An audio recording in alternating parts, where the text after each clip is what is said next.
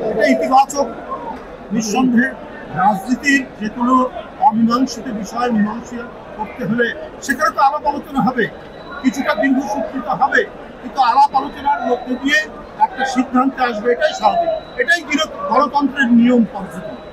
যদি আমরা প্রকৃত গণতন্ত্রে বিশ্বাস করি, আমরা দেশের জন্য, দেশের মানুষের জন্য, আমাদের সর্বোৎকৃষ্ট যেটি ভালো, যেটি প্রত্যেকের মঙ্গলের জন্য, সেইখানে নানা আলাপ আলোচনা এবং বিতর্কের মধ্যে দিয়েই একটি সিদ্ধান্তে আসবে। আমার বিশ্বাস সেই সিদ্ধান্তেই সব রাজনৈতিক দলগুলো পৌঁছবে এবং তার যে তারিখ নির্ধারণ হয়েছে সেই তারিখের মধ্যেই আমার বিশ্বাস প্রত্যেকটি রাজনৈতিক দল তারা তাদের মতামত দিয়ে একটি জায়গায় আসতে পারবে বলে আমি বিশ্বাস। শুভেচ্ছা নিয়ে ক্ষমতায় আসে, রায় নিয়ে ক্ষমতায় আসে এই এগ্রিকালচারিস্ট অ্যাসোসিয়েশন অফ বাংলাদেশ। তারা শুধুমাত্র, আমি আগেই বলেছি, সাংগঠনিক দায়িত্ব পালন করবে না, বরং এই দেশের অর্থনীতি, এই দেশের কর্মসংস্থান, এই দেশের খাদ্য নিরাপত্তা নিশ্চিতকরণের জন্য তাদের ভূমিকা থাকবে অপরিসীম।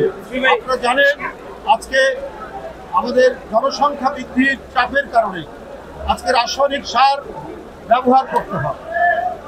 এই রাসায়নিক সার ব্যবহারের জন্য আমাদের ভূমি অবক্ষয় হয়, স্বাস্থ্য ঝুঁকি থাকে এবং পরিবেশ দূষণ সৃষ্টি হয়। তো সেইখান থেকে নিরসন করে আপনার মাটির স্বাস্থ্য রক্ষা করা, জীবনকে সুস্থ রাখা হয়েছে। দল থেকে অনুমোদিত হয়ে এটি প্রকাশ করা হয়েছে। তারা 2 সপ্তাহের মধ্যে পূর্ণ আহ্বান কমিটি কেন্দ্রে জমা দেবে, এই শর্ত তাদেরকে দেওয়া হয়েছে। দুজনই অত্যন্ত মেধাবী কৃষিবিদ, তাদের নেতৃত্বে এক অ্যাসোসিয়েশনটি অত্যন্ত গতিশীল হবে এবং বাংলাদেশে একদিকে যেমন কৃষিবিদ, যারা গবেষক আছেন, যারা একাডেমিশিয়ান আছেন, যারা এই কৃষি শিক্ষার সাথে সম্পর্কিত রয়েছেন এবং কৃষকদের স্বার্থ সংরক্ষণে তারা নিরলসভাবে কাজ করবে।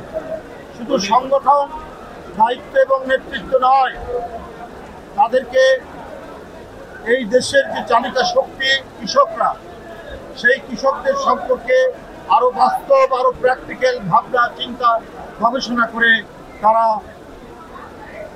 দলকে এবং দেশকে তারা সমৃদ্ধ করবেন।